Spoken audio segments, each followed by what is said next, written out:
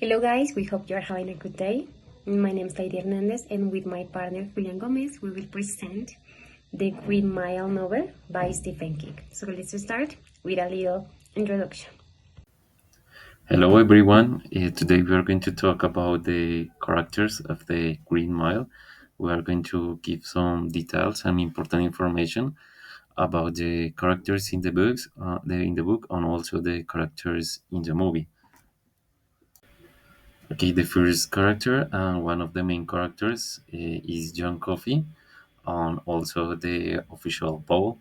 So talking about John Coffey in the movie is a strong man. He's very tall. He looks like an imponent person. However, he's totally different. He's a very kind person. In the novel, he has like superpowers, for saying it that way. He also help other people. He also is sentenced for a crime that he didn't commit. And in the movie, we see like how the official Paul is always try to help him. Talking about Paul, he's also another uh, other of the main characters of the movie. He He's the first of all that realize that Kofi is is not guilty for the crime that he is accused. Uh, Also, Paul becomes a great friend from of John. Here we have Percy Whitmore, that is one of the officers of the Green Mile. He in this movie is the antagonist, one of the antagonists, because he he's a relative of one of the highest members in the jail. So for that reason, they put like a Percy in that position. However, well, he's young, he's arrogant. Also, he's cruel with their behaviors. In all the movie, he's punching and harassing the prisoners. He's not empathy at all, and all the time he's trying to uh, disturb like the environment in the Green Mall. Another way we have William Wharton, that he's also known as Billy the Kid. He's also another antagonist of here in the movie. He represents all the violence and madness in the movie, because also he is the guilty for the crime that John Coffey is accused. So in all the movie, we notice how Billy the Kid is like pure evil, is completely evil, and all the time, all the time he attack like the police officers, even Percy. So it's like interesting see how Billy the Kid attacks Percy in one more than one time.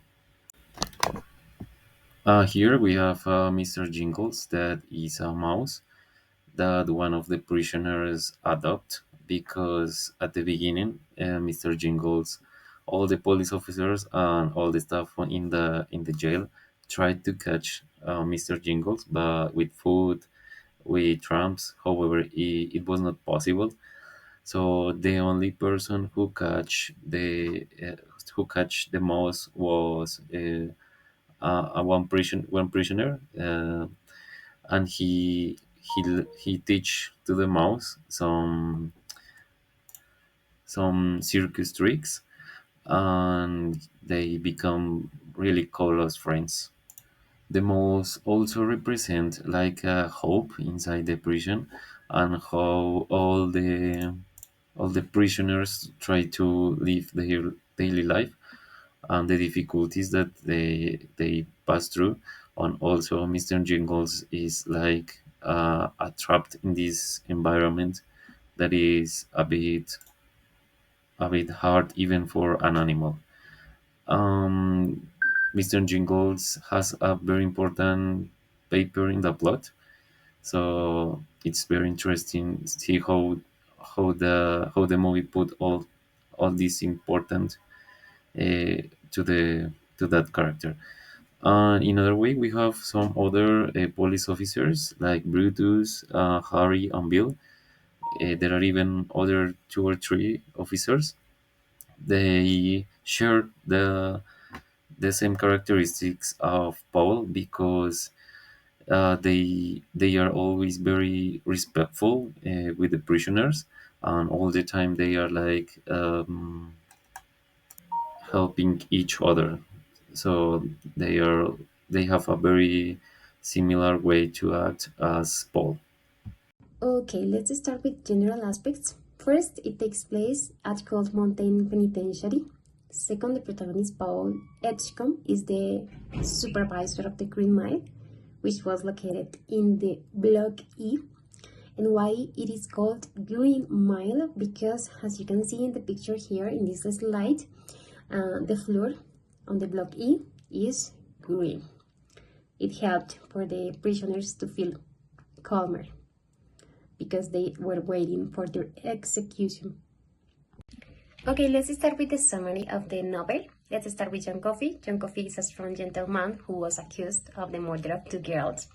He was accused because they thought he killed two white children, and they were girls. Coffey possesses supernatural healing powers. I mean, he was able to heal anyone.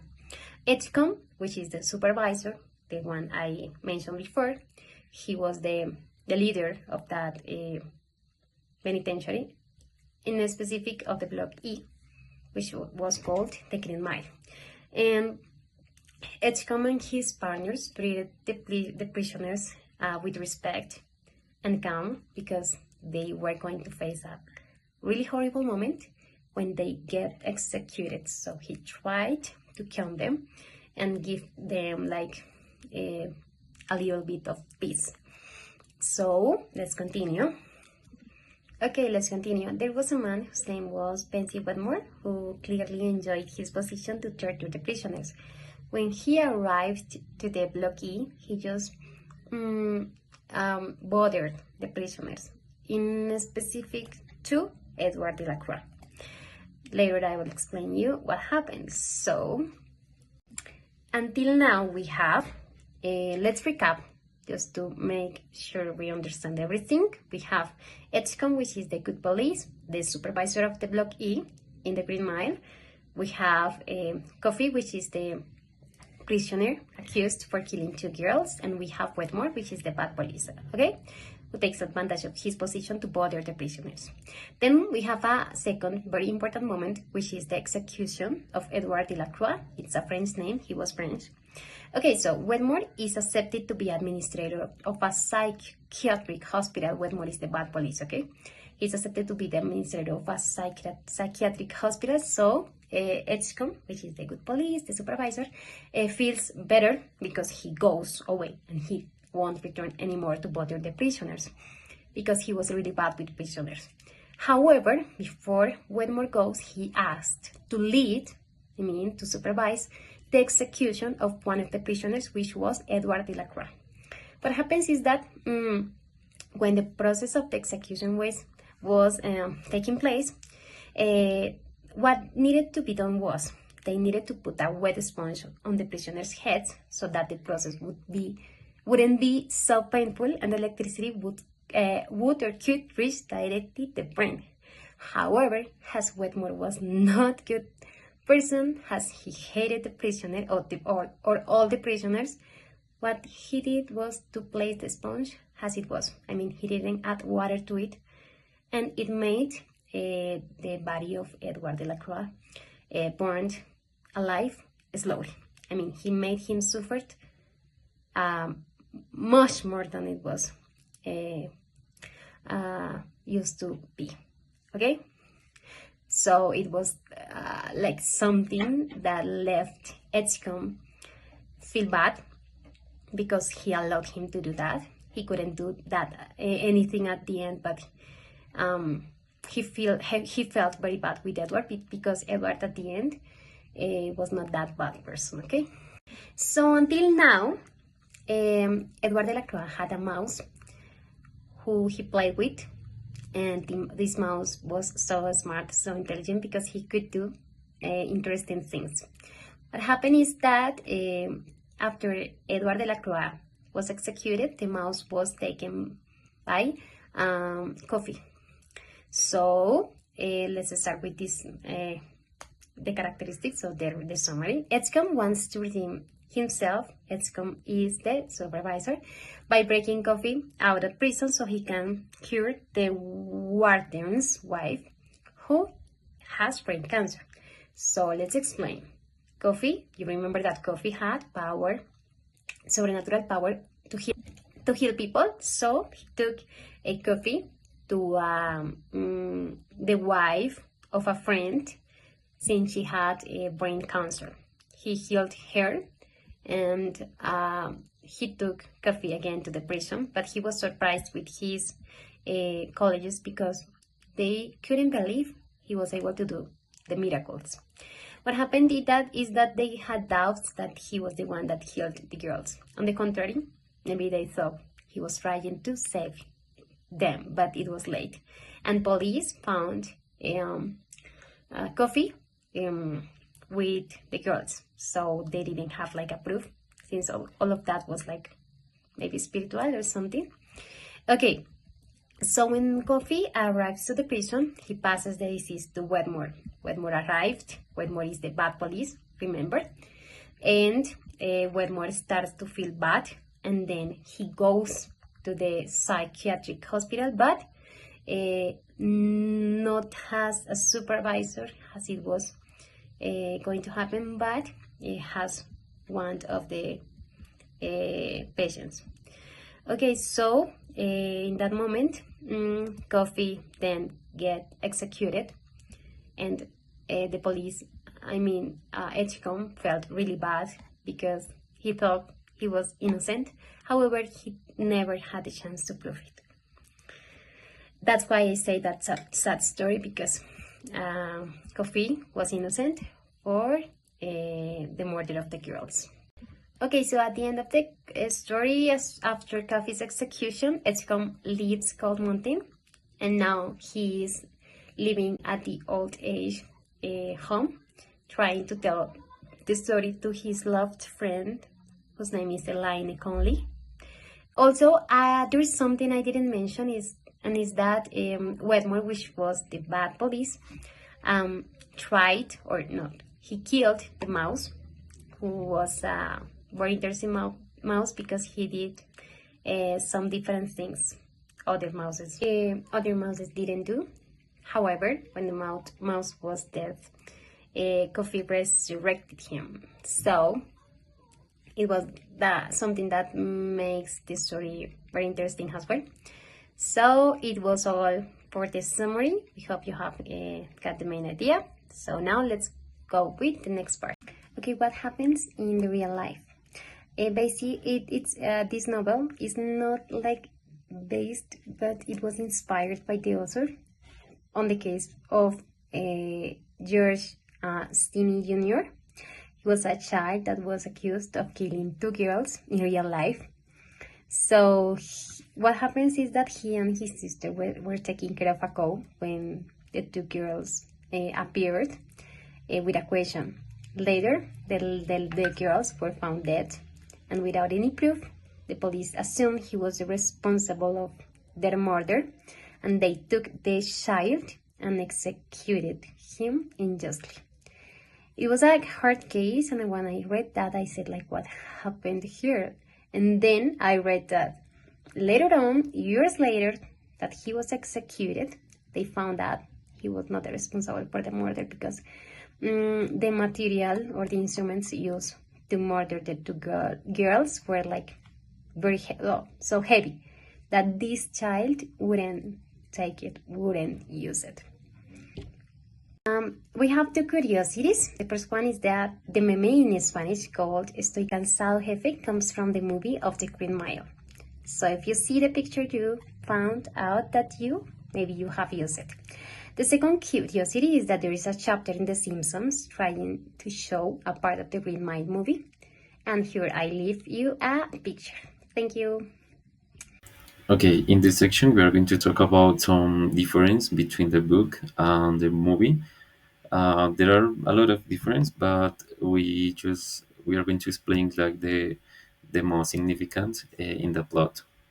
Okay, so here we have some details that are different between the book and the movie. So the first one is Paul didn't tell the story; instead, he wrote it for no reason at all. So in the movie, we could see how Paul is influenced by the movie that John Coffey saw before he died at the beginning of the movie. However, in the book, he just started writing the story that he had in the Green Mile. The next one is Edward's execution is more violent in the book, as they mention more details, such as how his eye popped out become because Percy didn't wet the sponge. Yes, in the book, this part has like more details because in the movie we saw like it's violent, but in the movie they gave like much more details about that. The Yeah, about that execution. The next one is that in the book Percy kills Billy when he was like sleeping. In the movie, it's not in that way. In the movie, Percy kills Billy the Kid after he made a joke about him. So after that, he he gave a shot. He gave a shot with a gun. Well, also in the book, Mr. Jinkle disappears after the execution of his owner and appears many years later in the asylum. In the movie, we saw like the Mr. Jinkles was catched by Paul. However, in the book, Mr. Jinkle just disappeared and appeared too many years after the execution in the asylum. And also another important detail is that the mouse died like 64 years after that was revived by John Coffey. Another important difference is that Percy never recovers from the state after John Coffey like gave to him like all the evil, saying that well the illness that the woman had, and he died. Well, he was interned in a sanitarium, and there he spent more of his life with he has like that problem, uh, and after that, after past their life in his life in that sanitarium, he died. Okay, the author of this novel is Stephen King. We have talked before about Stephen King, their book. So here I am going to just give some details very fast. He's 77 years old. Um, his books have sold more than 5 million copies. He's considered one of the most famous horror writers in history. Other important detail that I discovered was that he was influenced by Edgar Allan Poe, that we have been reading his poems and his literature. And he's from Portland, Maine, in the USA. Well, here I am going to give another important detail about Stephen King because he was adapted in more than once by Los Simpson. Once he appears in an episode talking to Marge, and he's telling to Marge an oral history, and in the background there is like an storm and lightings while he's advancing in the horror history.